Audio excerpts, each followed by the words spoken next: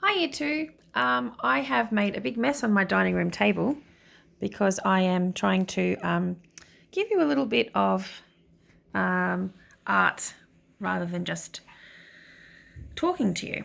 If you're not able to come onto Teams or you're on site, I know it's sometimes hard when you've got certain times that the on-site teachers are giving you, then you can watch this maybe another day when you feel like doing art and not on the time that it's set. I know you'll be watching a lot of screens, so this way it's giving you a chance to have time to do it when you would like.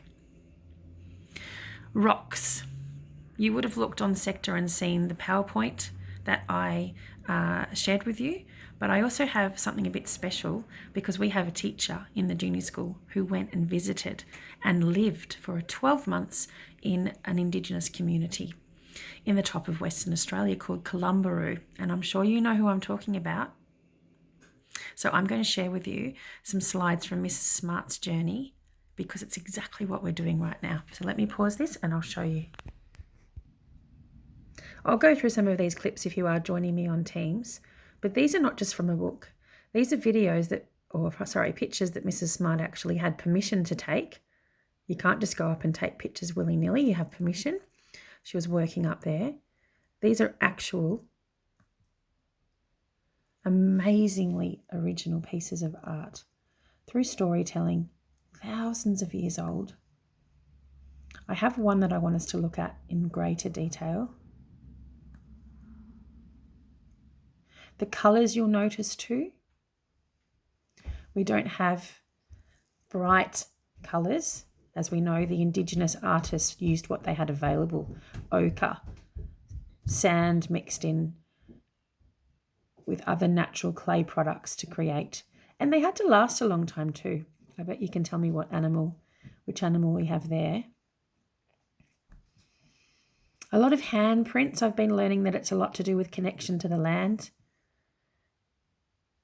Each one of these tells a story, and if we had the original artist, Indigenous Australian, to tell us, they would have a very important reason that these symbols and designs were used. And on that particular piece of rock and the teachings that they used. This is a picture of the children that Mrs. Smart would have had under her care, studying them because it's important that they also learn about it, especially when that is part of their heritage also. This is the one I wanted to come back to. There's so much work in there. I wonder if you might think about, what is that story there, do you think? Is it a family? Are these faces? There's busy work. It would be amazing if we could transport and go there right now so we could see it firsthand. So your job today is to create your own piece of rock art. If you're on site, there's the mining club. You might be able to take a rock from there. You might not have paint, I understand that, but you might be able to use, maybe even if you did it on a piece of paper and then glued that onto the rock, that might be a way, or just do it on paper, whatever the teacher on site thinks is best. I'm working on this now. So if you're joining me on Teams, excuse me, you'll probably end up seeing the finished product. But I also have a pebble that I found that I'm starting to think about what I can do as well. So get creative. You can use brown paper. You might have some, I might have some in the kitchen. You can use white paper. You can use bark. You can use the back of a leaf.